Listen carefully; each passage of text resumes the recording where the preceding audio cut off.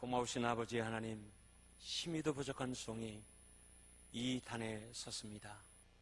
하나님께서 이 시간 광주광역 시민들을 위하고 40만 성도들을 위한, 그리고 이 예배당에 모여있는 사랑하는 주의 종들을 향한 하시고 싶은 그 말씀, 종의 입술을 통하여 선포되게 하옵소서. 성령님께서 함께해 주실 줄 믿습니다. 예수님의 이름으로 기도하옵나이다. 아멘. 기독교 신앙의 두 기둥은 예수님의 십자가 죽음과 부활이라고 정의할 수 있습니다. 예수님의 십자가의 죽음과 부활은 우리 신앙의 두 바퀴와 두 축과 같은 것입니다. 성경을 볼 때 주목해서 보아야 될 부분이 있습니다. 예수님 부활 이전과 예수님 부활 이후입니다. 인류 역사를 BC와 AD로 구분하듯 초기 기독교 역사를 예수님의 부활 이전과 이후로 구분해 볼 필요가 있다라고 하는 것입니다. 부활 이전은 예수님이 제자들을 만나 가르치고 그리고 훈련하며 십자가의 죽음까지를 말하는 것이고, 부활 이후는 예수님이 부활하심으로 그리고 그 후에 세워진 초대교회까지를 말하는 것입니다. 이 관점에서 제자들의 모습을 보니 달라졌습니다. 전혀 다른 모습이었습니다. 부활 이전의 제자들의 모습과 부활 이후의 제자들의 모습은 너무도 달랐습니다. 예수님은 12명의 남자들을 제자로 택하셔서 3년 동안 동거동락하면서 훈련했습니다. 예수님은 참 탁월한 선생님이셨습니다. 제자들은 예수님의 가르침에 그리고 사역에 놀라며 무릎을 꿇고 진실로 하나님의 아들이십니다 라고는 고백을 하곤 했습니다. 당시의 종교 지도자들과는 다른 특별한 영적 권위가 있는 가르침에 놀라곤 했습니다. 예수님으로부터 가장 탁월한 제자 훈련을 받은 것입니다. 그런 중에 주는 그리스도시요 살아계신 하나님의 아들이라고 하는 그런 정확하고 분명한 믿음의 고백까지 나오게 된 것입니다. 이때 주님의 마음을 한번 살펴보면 너무 기뻐했을 겁니다. 가르침의 목적이 바로 그런 것이었으니까. 자기를 알아주는 믿음의 고백이요, 어쩌면 십자가의 그 다음번 과정까지 나를 위해서 기도하며 함께 할 수 있었겠다라고 하는 기대감도 가질만 했던 고백이었기 때문입니다. 그런데 예수님이 십자가의 죽음을 목도한 제자들은 다 주님의 곁을 떠나고 말았습니다. 좋고 신비한 일을 경험했던 순간에는 주님을 위해서 내 목숨까지 버릴 것처럼 장담하더니만 로마 군병에게 체포되어 고난을 받으시며 십자가를 지는 결정적인 과정에 주님 곁에는 아무도 함께하지 않았습니다. 다 도망갔기 때문입니다. 이때 주님은 많이 외로우셨을 것입니다. 믿음도 없고 사랑도 없고 의리도 없는 현장이었기 때문입니다. 이때 제자들의 모습을 대변해 보자면 무섭고 두려웠을 것입니다. 체포당하신 이후에 보여주신 예수님의 모습에는 조상들로부터 들어왔고 그리고 자기가 기대했던 메시아의 어떤 모습이 있었을 터인데 거리가 많이 멀었습니다. 무기력하게 죽어가는 스승, 그 예수님을 보면서 실망을 했을 것입니다. 그들의 정신은 멘붕 상태였을 것이라고 짐작이 되어집니다. 엠마오로 내려가는 길에서 제자들이 예수님을 만났습니다. 함께 걸었습니다. 여러 대화를 나누면서 걸었는데 그가 주님인지도 몰랐습니다. 그럴 정도로 그들은 충격 속에 분별력을 잃고 지냈던 것입니다. 제자들은 주님에게서 떠나갔으며 예수님을 만나기 이전의 상태로 돌아간 것입니다. 그래도 3년 동안이나 모셨던 주님이 비참한 모습으로 체포되고 십자가의 고난을 당하신 처절한 모습에 절절한 연민의 정을, 그런 마음을 품고 충격된 시간을 보냈을 것입니다. 이런 충격이 목요일 늦은 저녁, 금요일, 토요일, 안식 후 첫날까지를 맞이한 것입니다. 그때 그들에게는 4일이 4년과 같은 고통과 번민의 연속이었을 거라고 생각이 됩니다. 그런 그들에게 예수님이 부활하셨다는 소식이 들려진 것입니다. 처음에는 믿지 않았습니다. 사실은 베드로나 몇몇 제자들은 그러면 그렇지, 할렐루야 했어야 정상입니다. 그런데 베드로를 위시한 제자들은 믿지 않았습니다. 반신반의했습니다.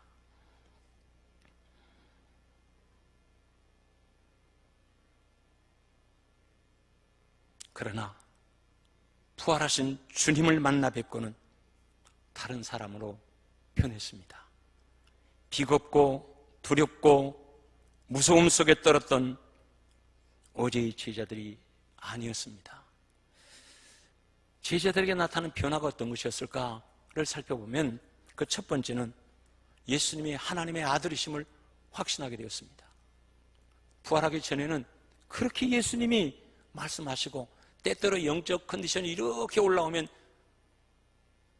하나님의 아들이십니다 고백했던 그들이 예수님 십자가로 지시자 깡그리 사그리 다 잊어버리고 예수님 곁을 떠났던 그들이 부활하신 예수님을 만나고는 하나님의 아들이십니다 확신을 갖게 된 것입니다. 믿음은 확신입니다. 여러분에게도 확신 있는 믿음이 있기를 축원합니다. 로마서 1장 4절에 성결의 영으로는 죽은 자들 가운데서 부활하사 능력으로 하나님의 아들로 선포되셨으니 곧 우리 주 예수 그리스도시니라. 부활하신 예수님을 만나고 난 다음에 제자들의 고백입니다. 믿음의 고백입니다. 두 번째는 예수님의 말씀에 절대 순종했습니다. 부활하신 주님을 만나고 난 후에 그들은 한마디도 주님의 말씀을 놓치지 않고 붙잡고 전심으로 순종하였습니다. 초대교회의 시작도 예수님의 말씀에 순종한 부활신앙을 가진 이들이 마가의 다락방에 모여 뜨겁게 기도하다가 성령 받고 그 성령님과 더불어서 시작되지 않았습니까? 떠나지 말라고 하는 주님의 말씀을 꽉 붙잡고 기도한 것입니다. 절대 순종입니다. 세 번째, 예수님의 부활신앙이 그들의 삶의 중심이 되었습니다. 성령 받고 예수님의 이름으로 세워진 초대교회에서 사도들에 의해 선포된 메시지의 중심이 예수님의 부활이었습니다. 가룟 유다를 대신한 제자를 뽑으려고 할 때 여러분 그 기준이 무엇이었습니까? 사도행전 1장 22절의 말씀 보니까 예수께서 부활하심을 증언할 사람이 되게 하려고, 부활의 증인이 되게 하려고 제자의 자격이요 조건이었습니다. 사도행전 4장 33절에 있는 말씀 보면 사도들이 큰 권능으로 주 예수의 부활을 증언하니 무리가 큰 은혜를 받아, 이렇게 기록되어 있습니다.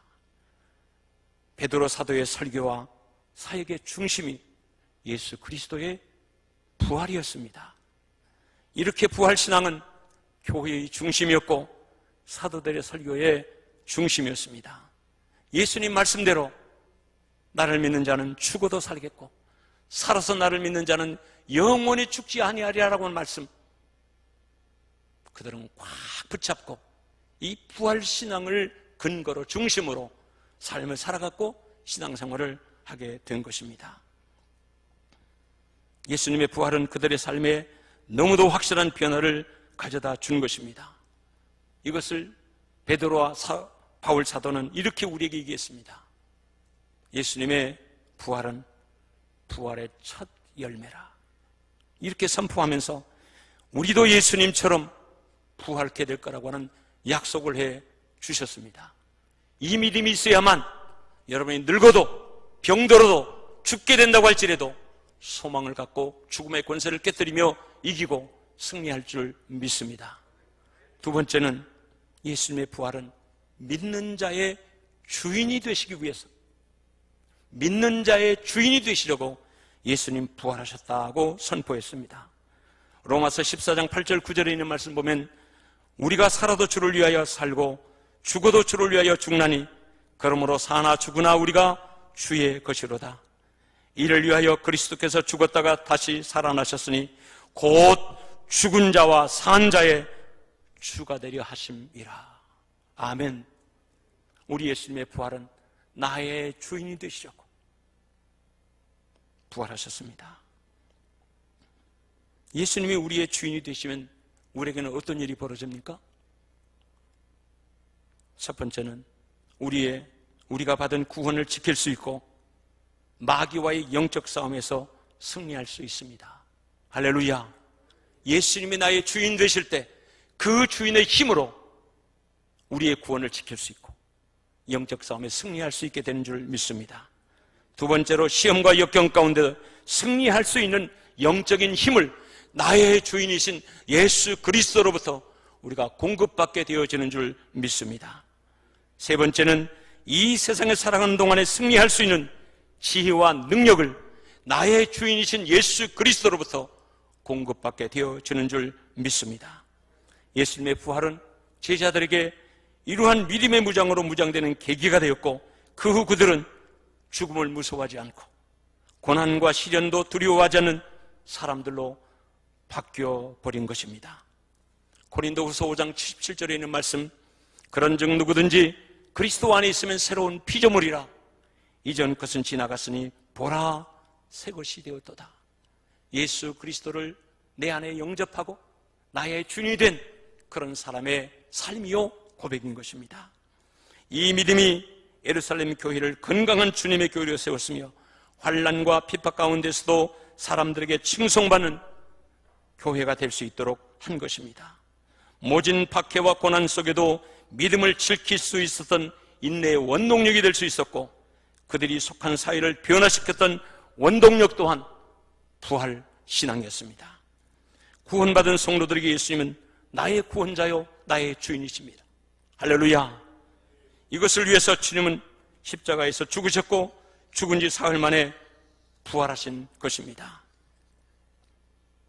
그런데 오늘날 우리는 국가 공동체 안에서 비난과 비판의 대상이 되어 있습니다. 어느새 우리 기독교는, 우리 교회는 기득권 세력화하고 적폐의 대상이 되어 비난이 빗발치고 있습니다. 코로나 바이러스의 감염 통로가 될 수 있다고 하면서 전통적인 성전 예배를 드리지 못하도록 강요를 받고 있습니다. 성전 예배를 드리는 교회는 공공의 적이 된 것 같습니다. 이때 우리는 무엇해야 할까요? 여러분은 마스크를 벗고 있는 저를 보니 어떻게 보이십니까? 나는 마스크를 쓰고 있는 여러분들을 보면 심히 답답합니다. 그리고 그 마스크가 오히려 더 나를 불안하게 만듭니다. 이럴 때 우리가 어떻게 해야 될까요? 여론의 눈치를 보며 자중하고 숨 죽이고 있어야 할까요?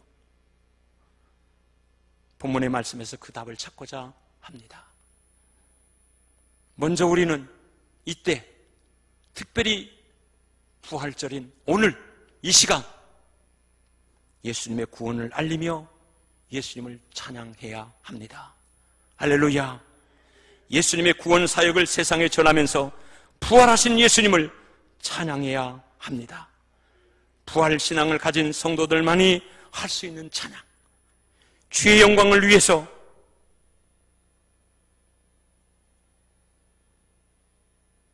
찬양해야 합니다. 코로나 바이러스에 떨지 말고 우리는 부활 신앙으로 주님을 찬양해야 합니다. 본문 2절에 주의 도를 땅 위에 주의 구원을 모든 나라에게 알리소서. 하나님이여 민족들이 주를 찬송하게 하시며 모든 민족들이 주를 찬송하게 하소서. 온 백성은 기쁘고 즐겁게 노래할지니. 이것이 오늘 우리를 향한 하나님의 뜻입니다. 사랑하는 여러분, 우리 부활하신 예수님께 오늘 믿음의 사람, 부활 신앙을 가진 사람만이 올려드릴 수 있는 진짜 믿음의 찬양 함께 했으면 좋겠습니다. 제가 아까 부탁한 주님의 높고 위대하심이 내 영혼 찬양하네. 주님의 높고 위대하심, 주님의 높고 위대하심이 내 영혼이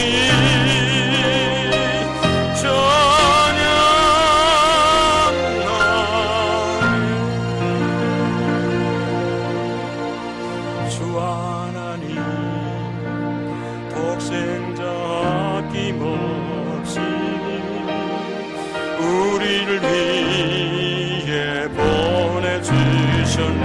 79장 아주 크게 피 흘려 찍으신 주 내 모든 죄를 그속하셔. 한 번 다시 합니다. 주 하나님 독생자, 주 하나님 독생자 아낌없이 우리를 위해 보내주. 우리 손을 주 앞에 올려드리면서 십자가에 피 흘려 찍으신 주 내 모든 죄를 대속하셨네. 아멘 아멘. 주님의 높고 위대하심이 내 영혼 찬양하네. 주님의 높고 위대하심 내 영혼이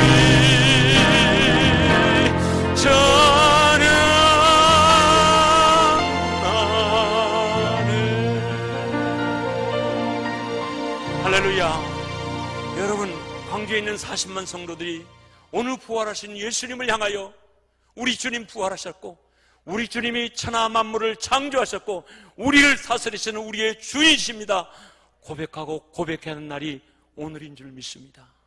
안타깝습니다.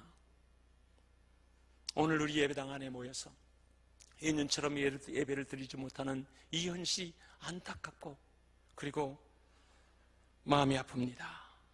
두 번째, 하나님이 우리에게 복 주시기를 기도하며 선포해야 합니다. 부활신앙이 있는 성도들은 하나님이 당신의 자녀들에게 주시는 복을 사모하며 기도해야 합니다. 여러분, 오늘 우리가 구해야 될 복이 어떤 복이겠습니까? 의식주의 문제, 이것이 우리의 복이라고 생각하십니까? 진짜 복은 필요할 때 필요한 하나님의 그 일을 위해서 하나님 앞에 쓰임받는 도구가 되어지는 것입니다. 다윗은 골리앗에게 여호와의 이름이 유린당하고 있을 때 그냥 있을 수 없었습니다. 여호와의 이름이 모욕을 당함에 거룩한 의문이 생긴 것입니다. 내가 하나님 앞에 복받아 이 시간 하나님의 일을 하고 싶습니다. 그런 뜨거운 마음이 그의 마음속에 올라오기 시작한 것입니다. 그래서 여호와의 이름으로 물맷돌 5개를 가지고 나아가 골리앗을 무너뜨리고 이스라엘을 살린 것은 두 번째고 하나님의 영광을 올려드린 것입니다. 거룩한 의분이 여러분의 마음속에 있기를 축원합니다. 여러분에게는 어떤 의분이 있습니까? 요즘 하나님의 영광이 가려지고 교회의 권위가 땅에 떨어져 있는 것에 견딜 수 없는 마음의 아픔이 있습니까? 이 아픔이 있다면 하나님의 영광을 그리고 교회의 권위를 회복하는 데 쓰임받는 것이 복이라고 하는 것을 알고 주여 내가 이 일에 쓰임받는 하나님의 백성이 되게 하옵소서. 오늘 여러분께 조금 있다가 좋은 마스크 하나를 드리겠습니다. 어쩌면 그 마스크가 광주의 이름을 드러내고 대한민국 진단 키트를 먼저 잘 발명해가지고 전 세계가 그거 좀 팔아달라고 대통령이 전한다는데 조금 있으면 이 마스크가 거꾸로 대한민국의 위상을 살리는 대단한 마스크가 될 거라고 생각이 됩니다. 바이러스를 퇴치하는, 바이러스를 물리치는 그런 마스크입니다.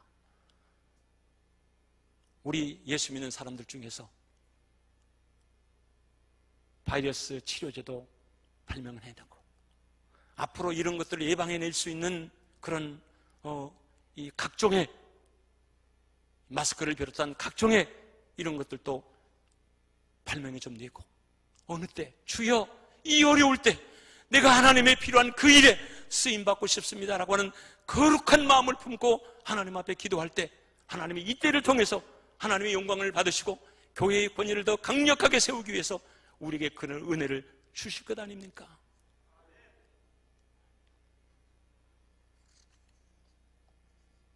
저와 여러분이 이 복 받기를 축원합니다.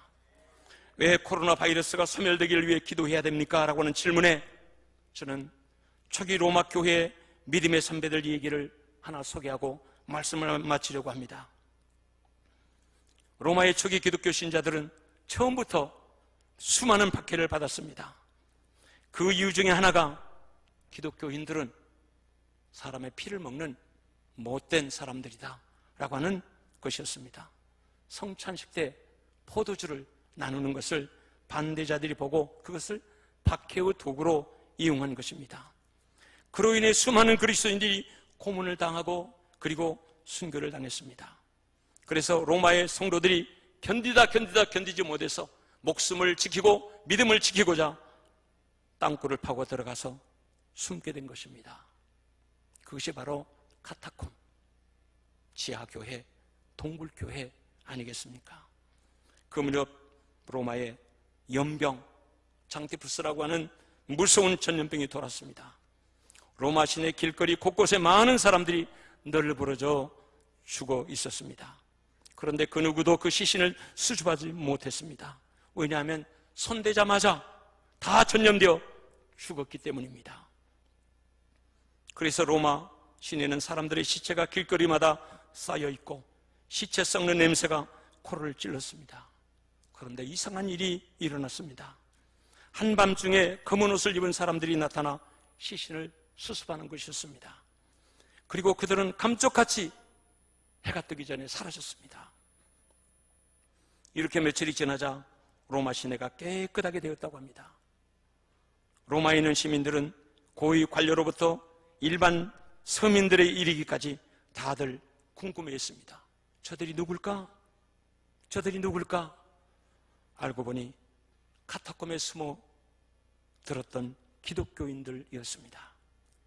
이 일로 기독교에 대한 오해가 풀리기 시작했고 칭송받기 시작했다고 합니다.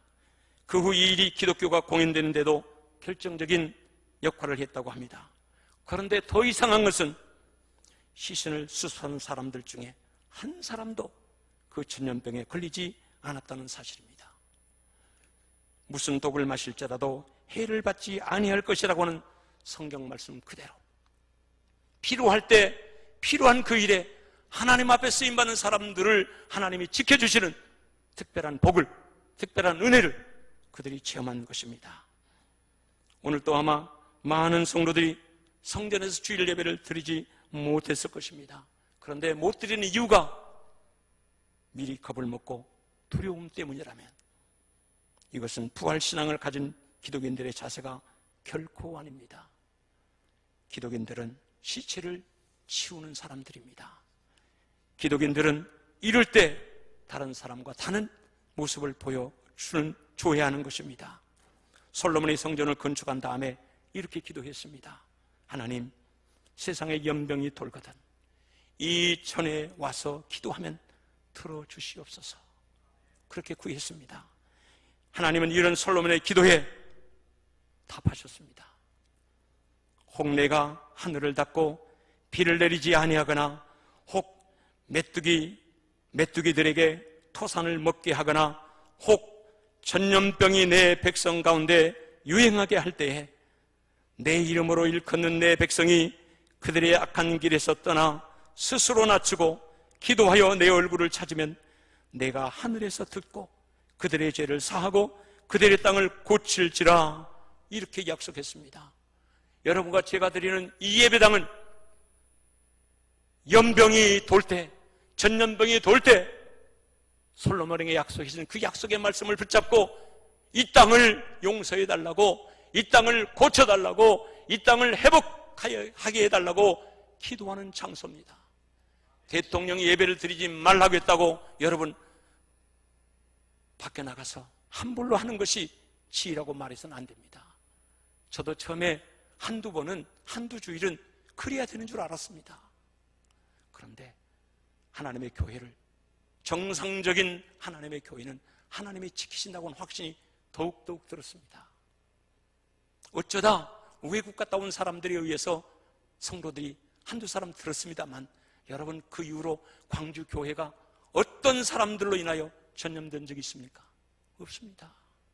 여러분, 그렇다고 해서 지혜 없게 함부로 하자고 하는 얘기 아닙니다. 최대한 개인위생을 지키되, 이 성전은 이 나라 민족의 문제가 있을 때 여기서 예배하고 하나님께 고쳐달라고 기도하는 터전으로 세웠는데 여기를 피해 어디에 있습니까? 성전 예배가 속히 회복이 될 수 있도록 하나님 은혜 달라고, 속히 소멸되게 해달라고 우리는 기도해야 되고, 가능한 한 책임 있는 성도들은 이 전을 찾아 하나님께 예배하고 기도하고 하나님 앞에 무릎을 꿇어야 될 줄 믿습니다. 범교계적인 대책위원회를 만들어서 우리 교회가 스스로 감당할 수 있는 수준 높고 지혜로운 대책을 만들어서 솔선수범했으면 좋겠습니다. 관계당국과 긴밀한 협력 체계를 이루어서 교회가 사회에 선도적으로 할 수 있는 일이 무엇인가를 찾아 그 일에 앞장섰으면 좋겠습니다. 우리 광주 기독교는 유니버시아드 대회 때 힘을 모아 협력하고 함께해서 대회가 끝난 다음에 너무너무 고맙다고, 이 대회가 성공적으로 끝나게 된 것은 광주에 있는 크리스찬들이 기도했을 뿐만 아니라 열심히 협력해서 이런 열매를 맺게 되었다고 시장을 위시한 모든 위정자들이 고백하며 고마워했습니다. 피하지만 말고 코로나 바이러스 이거 위축되지 말고 보다 더 적극적으로 전향적으로 기도하면서 이 문제를 대처하고 해결할 수 있도록 나가는 그런 역할을 우리 광교협이 감당했으면 좋겠습니다. 로마의 검은 옷을 입은 사람들처럼 말입니다. 오늘 부활의 믿음을 가진 이들이 어떻게 살아야 할까? 로마의 검은 옷을 입은 사람들처럼, 로마의 검은 옷을 입은 사람들처럼 내가 그렇게 되어지기를 원합니다. 아버지 하나님, 코로나 바이러스, 온 나라가, 온 세계가 두려워하며 떨고 있지만 하나님의 백성은 우리는 더욱 담대해지게 도와주옵시고, 로마의 검은 옷을 입은 사람들처럼 광주 지역 사회 안에 우리 크리스천들이 그 역할을 감당함으로 앞장서가는 검은 옷을 입은 광주의 성도들이 되게 해 주옵소서. 예수님의 이름으로 기도하옵나이다.